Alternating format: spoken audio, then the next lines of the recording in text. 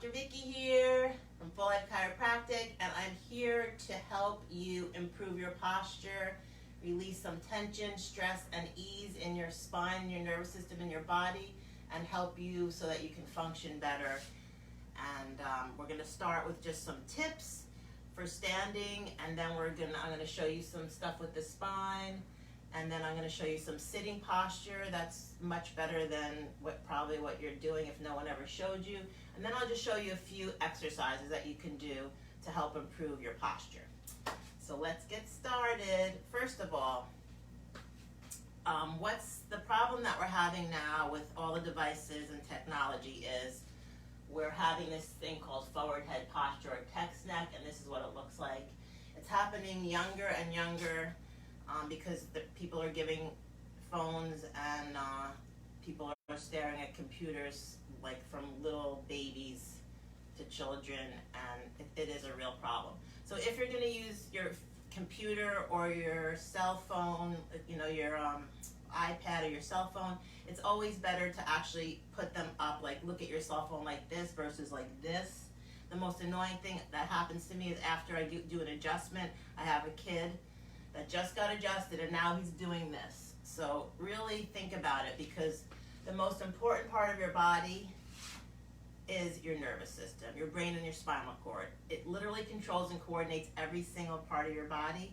And if you are going like this, you're stretching and straining your nerves, your spinal cord, your brain and your brain stem, and all those nerves are going to your organs like your heart, your lungs, your digestive system, and it's not just there, but it's affecting your low back too.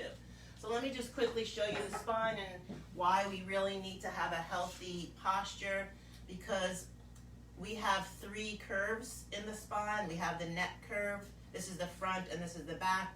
Your brain is here, they cut the skull and it's just a plastic spine, but your brain is in here, and then your brain stem comes through this hole at the top of your spine, and then it becomes your spinal cord and goes all the way down to the base of your spine. You're born with one curve, it's called the primary curve. That primary curve is basically a C, like you've seen babies, they're like in a little ball, right? Like that. Well, babies have the primary curve, which is actually your thoracic curve or your upper back curve. And then from a very young age, you're supposed to be having your baby lay on his belly. They say crib death is a problem. It's really not true. Babies need to be laying on their belly, because guess what? The secondary curves are starting as babies. So we need those secondary curves, and they are the neck curve or cervical curve and the lumbar curve or low back curve.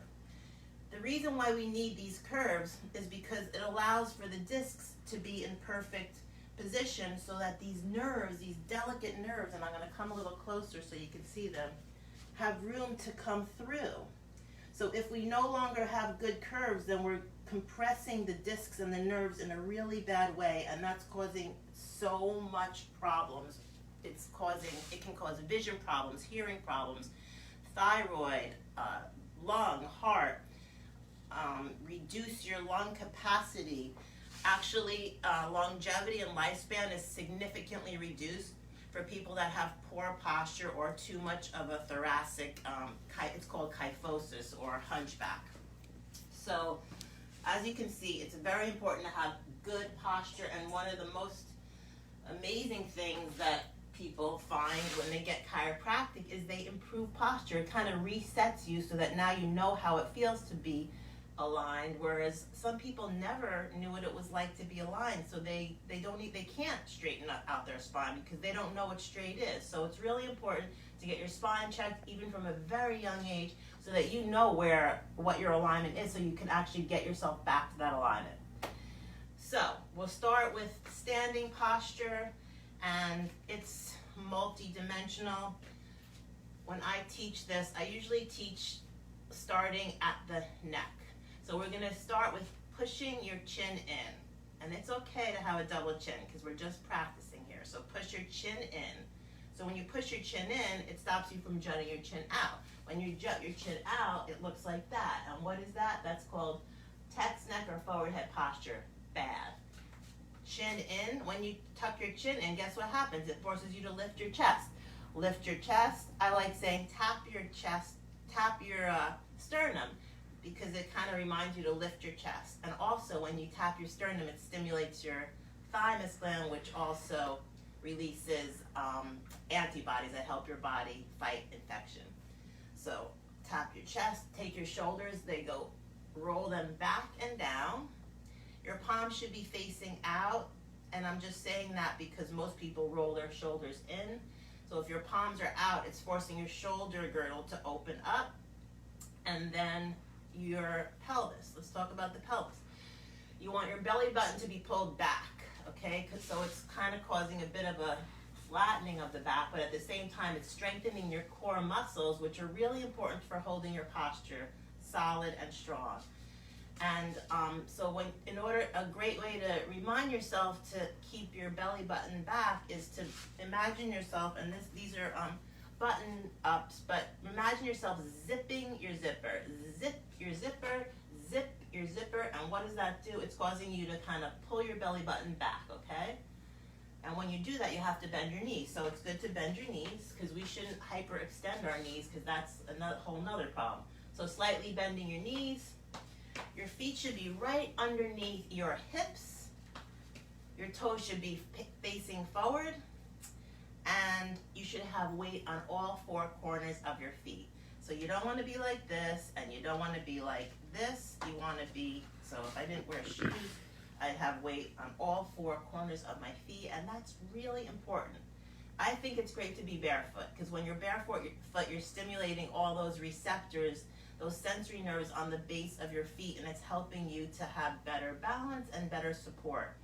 And I'm not a big fan of orthotics, because I think it's better to be able to engage your feet so that you can really be strong from the base up. So that's it, quick review. We're gonna start with chin in, lift the chest, shoulders back and down, palms are out, belly button back, pelvic tuck with the zip, knees are slightly bent, feet right below your hips, and the weight is on all four corners of your feet. All right, if you guys are working at a job where you're standing a lot for a long period of time, it's great to, kind of shift your weight back and forth. And even when you're walking, you can continue to use this kind of posture, okay? When you're walking, think about, using a soft foot when you're walking, not like slapping your foot down, and also keeping your feet straight. All right, next is sitting. So I'm gonna grab this chair and sit in it. So basically, when you're sitting, this isn't the best chair, but if you're sitting at your office chair, you want your feet to be flat on the ground. You want your legs to be perpendicular parallel to the floor, perpendicular to your calves. And if you're sitting at a computer, you want your hands to be kind of relaxed here. You don't want your shoulders to be up or down, but kind of relaxed, so you can use the keyboard. And you want to be able to look straight at the computer. You don't want to be like looking down or looking up, but looking straight. Am I losing you people? I hope not. All right, so that's the best way to sit. You don't want to sit with your feet crossed like this, because that's twisting your pelvis. That's really not good for your back. You always want to keep your feet flat, and you can always cross at your ankles, because if you cross at your ankles, you're still like keeping your feet flat, but it's better to have your feet flat. Sometimes you might want to have a little stool under your feet if you're short. There's nothing wrong with that. And they make these things for the computer where you can actually rest your hands on that on like a little platform. So that's another option. So that's fantastic. Now I'm going to show you some exercises. Another thing that's great is an exercise ball. So if you're really having trouble with sitting on a chair straight, I forgot something. Quick, let me just show you. If you want to have your pelvis kind of like on, you want to be sitting on your sit bones, which are these bones here. So you don't want to be sitting on your tailbone. You want to be sitting on your sit bones when you're sitting. And I like more of a flat chair, You can like rock your pelvis, and when you find the spot where it's kind of like balanced and you're able to, engage your core without having to tense your back muscles, that's the perfect way to sit. All right, and your shoulders are back and down when you're sitting. All right. Okay, now I'm going to show you some exercises that are great to stretch. So what happens with people is when they're like this, they get tight in the pec muscles and their shoulders roll forward. So you want to open up those shoulder muscles, stretch out those pec muscles, and I'm going to have you come over here, and I want to thank Ted for helping me with this. So this is not the greatest door, but so your hands are parallel to the floor, and you just stretch, and do this often throughout the day. This is a fantastic stretch. Another fantastic stretch is this one. Ooh, you're gonna So you take this is actually a Bikram yoga position or move, and what it is you're taking your hands, you're clasping them behind your back, you're squeezing your shoulder blades back, and then you're letting your head come back. What that does is it stretches all these muscles and it opens everything up. And do this often throughout the day. All right, now another great thing to do is to strengthen these little muscles that are very, very weak between your shoulder blades. If you're hunching forward, that means you have really weak stabilizing muscles between your shoulder blades, and this is a great thing to do. So you get a piece of rubber tubing or a TheraBand, and you can find them on the internet. I just ordered some, so if you want, I can get you some. But you're just going to basically do this little movement where the thumbs are up and you just open, open, open, open. What that's doing is that's strengthening those little muscles around your shoulders that need to be strong so that you can have better posture. And then another, come over here, fantastic exercise is, let's do it right here,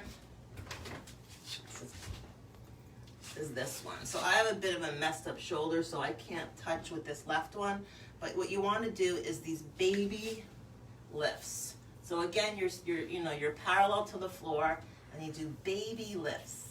Do like 500 of these a day, and I'm telling you, if you do 10 of these, you're going to be tired. So as you get stronger, you'll be able to do more and more, and this is a really great exercise. And then there's one more. If you do all these things I'm teaching you, you're going to be in such a better shape than you were before. And this last one is the head, it's like a little nodding exercise. So you're going to just put your head against the wall, and this is a very thin wall, but any wall will do, and don't bang your head like I just did, and just do little chin tucks, but what you're actually doing is you're pushing your neck back.